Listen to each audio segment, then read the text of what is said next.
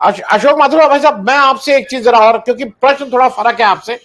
प्रश्न इसलिए फर्क है कि मुझे मेरे कुछ जब मैंने सुबह कुछ लोगों से बातचीत की कि इस चर्चा में भाग ले, तो सीनियर लोग हैं, उन्होंने कहा कि नहीं, इस चर्चा में भाग नहीं लेंगे। मुस्लिम थे, और कारण ये उन्होंने कहा कि भाई देखिए, जो देश के हालात है वो सबसे पता है, और अब हम क्या करें। आप एक तरफ बता रहे हैं, आप अपनी बड़ी बड़ी बातें कहते रहिए, लेकिन अगर हम उनकी शरण में नहीं जाएं तो हम नहीं लड़ सकते हैं भाई। हमें रहना है, हमें रोजी रोटी कमानी है, हमें अपने बच्चों की को शिक्षा देनी है। रोज सुबह जब घर से बाहर निकलते हैं तो मुझे सर्टिफिकेट देना होता है कि मैं देशद्रोही नहीं हूं। तो उनका एक पक्ष ये भी था।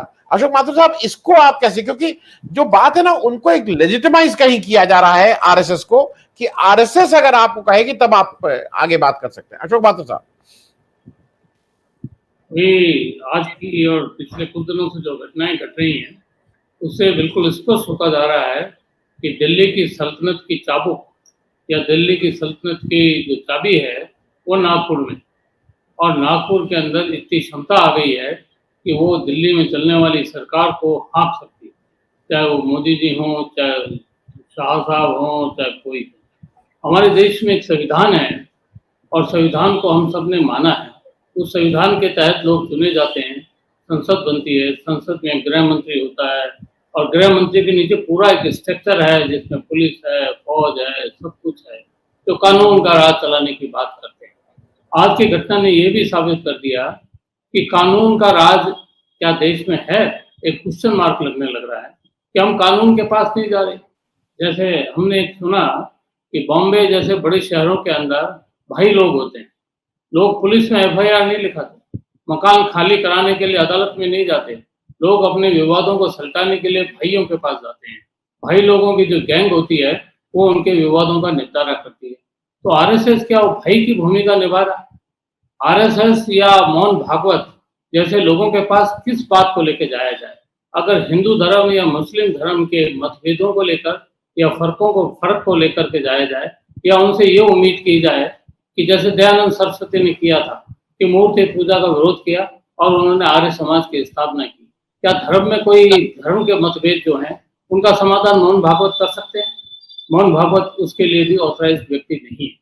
हिंदू धर्म के अंदर जो कर्मकांड और जो दोष हैं, छुआछूत, जातीय भेदभाव और जो विभाजन है, उनका समाधान भी करना उनके बस की बात नहीं है, और उसके लिए भी वो संविधान सम्मत या धार्मिक हिसाब से भी उनका अधिकृत व्यक्ति नहीं है। ना वो शंकराचार्य हैं, ना वो कोई धार्मिक बड़े भारी नेता है।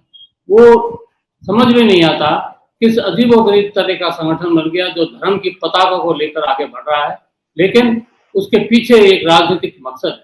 वो राजनीतिक मकसद को हासिल करने के लिए उन्होंने हथियार बनाया मुसलमानों को, और मुसलमानों को हथियार बना करके वो ये साबित करना चाहते हैं कि उनकी शक्ति प्रबल शक्ति है और मुसलमानों को उनके नीचे, उनके सानिध्य में या उनके अधीनस्थ होकर रहना पड़ेगा।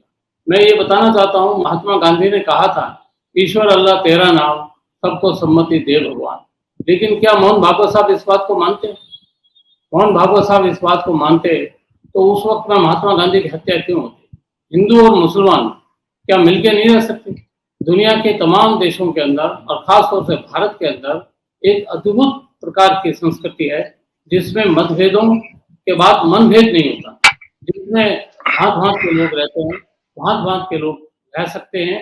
और हमारा संविधान ये कहता है कि हम अलग अलग आइडेंटिटी को रखते हुए, अलग अलग तरीके से रहते हुए इस देश में रहने का अपना पूरा पूरा हक रखते हैं।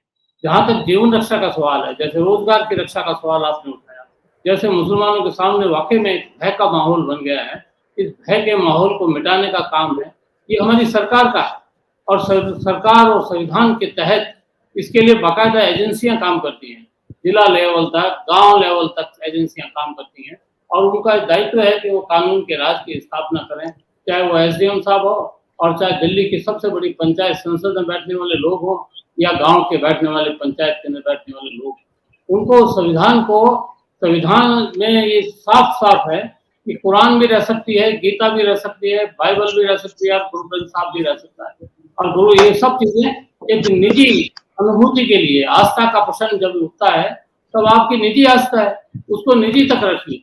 लेकिन मोहन भागवत साहब से आज जो महानुभाव मिले, वो एक तो कोई बड़े समुदाय को रिप्रेजेंट नहीं करते, लेकिन वो ये साबित जरूर कर रहे हैं, एक माहौल जरूर बना रहे हैं। हो सकता है इनके मीटिंग से हमारे देश का माहौल अच्छा हो, जैसे एक बार मोहन भागवत जी ने कहा था कि हमारा डीएनए एक ही है। अगर ये साइंटिफिक बात अगर सबको मोहन भागवत जी की समझ में आ जाए, खास तौर से आरएसएस के जुड़े कार्यकर्ताओं, उनके नेताओं और बीजेपी से जुड़े हुए नेताओं को ये बात समझ में आ जाए कि हमारा डीएनए एक है, तो भाई एशिया पूरा एक हो सकता है। अगर हमारा डीएनए एक है तो साउथ एशिया के लोगों में आपस में मित्रता और सद्भाव का भावना बन सकती है। उसमें जैसे राजनीतिक विचार अलग अलग हो सकते हैं, वैसे ही धार्मिक विचार भी अलग अलग हो सकते हैं। किसी को अनुभूति हुई होगी, किसी को अनुभूति नहीं हुई होगी। कोई कृष्ण को मानता है, हिंदू धर्म में कितनी फांके हैं, राधा और कृष्ण में भी फर्क आ जाता है। कुछ लोग राधा को मानने वाले, कुछ लोग कृष्ण को मानने वाले हैं। कृष्ण को मानने वाले लोग भी उसके बाल स्वरूप को अलग तरीके से मानते हैं। महाभारत का कृष्ण अलग माना जाता है। इस प्रकार की चीजें होती हैं और ये इंसान की फितरत है, ये प्राकृतिक रूप से है, लेकिन इसका कोई साइंटिफिक आधार नहीं है।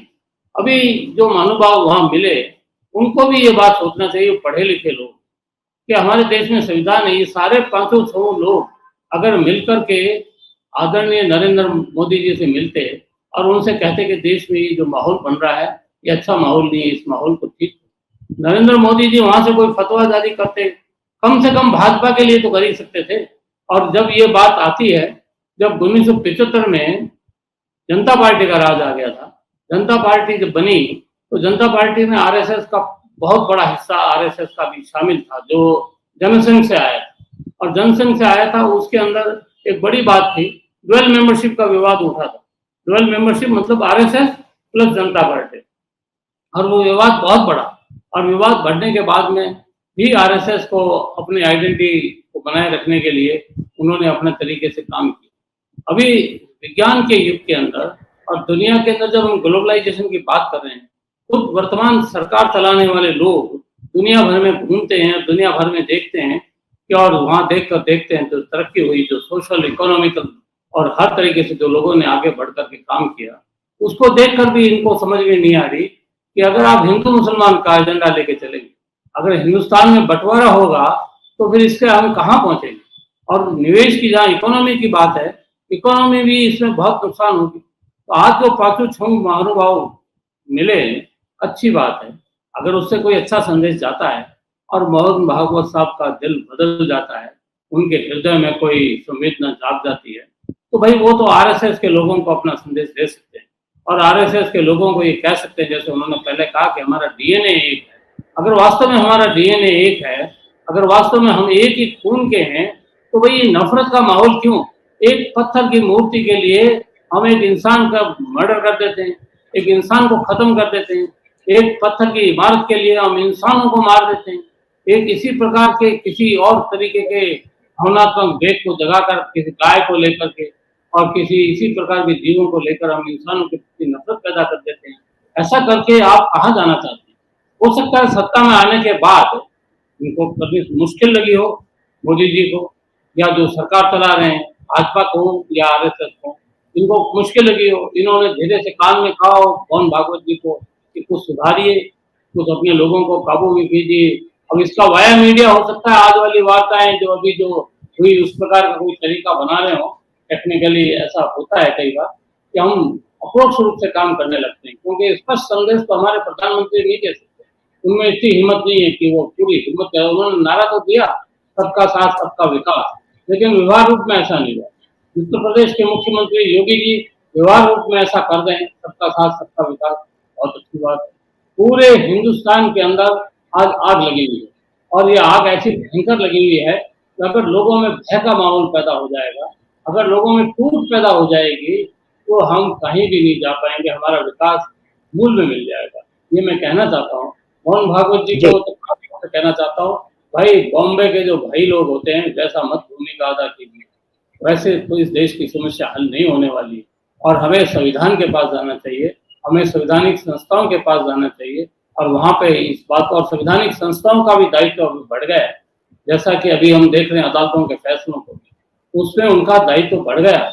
उनको गंभीर होकर संविधान की ढाल बना कर, संविधान को ढाल बना करके उन लोगों की खिदमत करनी चाहिए या उन लोगों का सुनना चाहिए जिनकी आवाज कहीं सुनी नहीं जा रही है। अशोक भाई साहब, मैं आपसे खत्म करना चाहूंगा, अशोक माथुर साहब से। अशोक माथुर साहब, एक जल्दी से एक वो, क्योंकि ये सारी चीजें चुनाव के उसमें हैं, अगल बगल घूम रही हैं। गुजरात का चुनाव होना है, उसके बाद 10 राज्यों के और चुनाव होने हैं। एक चीज, मैं किसी का एक टिप्पणी थी कि 2019 का जब चुनाव हुआ बालाकोट और पुलवामा के बाद, भाजपा ने इतनी बार पाकिस्तान का नाम लिया था कि लग रहा था कि पाकिस्तान में चुनाव है क्या, मतलब पाकिस्तान पाकिस्तान, हर बात में पाकिस्तान। तो ये पुरानी टैक्टिस है, हिंदू मुस्लिम, हिंदुस्तान पाकिस्तान, ये बात करो और फिर वोट बटोरो। आपको बहुत संक्षेप में अशोक भाई साहब। अभी जो कुछ चल रहा है, राहुल गांधी यात्रा पे निकले हैं भारत जोड़ो की, और जो भी कुछ चल रहा है वो किसी तरह से अपना प्रचार करने का एक गौरव धंधा है। लेकिन हम लोगों को ये समझ लेना चाहिए कि जो सबसे ज्यादा राष्ट्रवाद की बात कर रहे थे वही राष्ट्र को तोड़ने का काम कर रहे हैं। ये बहुत खतरनाक स्थिति आ गई। संविधान को किनारे रख करके अगर कोई शक्ति का केंद्र बन रहा है तो ये उचित बात नहीं है। संगठन तो होते हैं, हिंदुस्तान के अंदर अगर कोई कर सकता है तो मेरा जहाँ तक सोचना है और मेरा जो समझना है वो ये है कि हिंदुस्तान के मेहनत कश वर्ग के एक होना पड़ेगा। मजदूर वर्ग जो है, किसान वर्ग जो है, वो किसी भी ढंग से अपने संगठन की ताकत को खड़ा करे और आरएसएस का विकल्प प्रस्तुत करे। आरएसएस का विकल्प प्रस्तुत करना बहुत जरूरी है, क्योंकि उसमें ना तो राष्ट्रवाद है, ना हिंदूवाद है, ना हिंदू राष्ट्र बनाने की क्षमता है उनमें। क्योंकि अब अंतर्राष्ट्रीय स्थितियां भी ऐसी बन गई कि हमें सोशल इकोनॉमिक इश्यूज के ऊपर बोलना पड़ेगा। भारत जोड़ो में राहुल गांधी निकले हुए हैं, लेकिन राहुल गांधी भी कोई स्पष्ट एजेंडा प्रस्तुत नहीं कर रहे। इसलिए ऐसा नहीं लग रहा कि अगले आने वाले चुनावों के अंदर वो कोई विकल्प के रूप में, एक शक्ति के रूप में खड़े हो जाएं, या विपक्ष की एकता की भी जो बातें चल रही हैं तो ये ऊपरी तौर पे चल रही है। लेकिन एक बड़ी कटु सच्चाई है कि पिछले 70 सालों में, 80 सालों में आरएसएस ने अपने संगठन का फैलाव इतना किया और इस तरीके से संगठन को बढ़ाया कि मैं जहाँ रहता हूँ पाकिस्तान का बॉर्डर है, हमारे बॉर्डर के पिलर तक आज शाखा लग रही है। हमारे बॉर्डर के पिलर तक उन्होंने कई संगठन, अलग अलग टाइप के शक्ति केंद्र, अलग अलग टाइप के संगठन खड़े कर दिए। और ये सब करने पर उनको फायदा किसको होगा? फायदा होगा भाजपा को चुनाव में, क्योंकि वो पोलिंग स्टेशनों को काबू कर लेंगे, जबकि दूसरे लोग ऐसा करने में नाकामयाब होंगे। पहले बहुत सारे ऐसे लोग थे जो ये मानते थे कि गाँव के अंदर खासतौर से वो आरएसएस के पास ही नहीं जाते थे, लेकिन अभी सबको ऐसा लग रहा है कि आरएसएस का कोई विकल्प नहीं। और अभी ये मान भी लेना चाहिए कि आरएसएस का राज है, लेकिन आरएसएस को ये समझ लेना चाहिए कि इतने बड़े देश के अंदर जहाँ विभिन्न विभिन्न किस्म के लोग हैं, विभिन्न विभिन्न किस्म की भाषाएं हैं, संस्कृति है, उनको अपने राष्ट्र की रक्षा करने के लिए अपने एजेंडे, अपने व्यवहार और अपने दर्शन को बदलना ही होगा। अगर नहीं बदलेंगे तो समय के साथ बहुत बड़ी ताकतें खड़ी हुई, हिटलर खड़ा हुआ, बहुत बड़ी बड़ी ताकतें आई दुनिया के अंदर, मुसोलिन आया, और वो उसी ढंग से चले गए जिस ढंग से उनको चला ही जाना चाहिए था। अगर वो अपना बदलाव नहीं करेंगे, केवल हाफ पैंट से पैंट बना लेने से, हाफ पैंट छोड़ करके पैंट बना लेने से आरएसएस का चारित्रिक चरित्र नहीं बदला है। अगर उनको चरित्र बदलना है तो अपना बौद्धिक को बदलें, अपने दिमाग को बदलें और सबको साथ लेने के लिए चलें।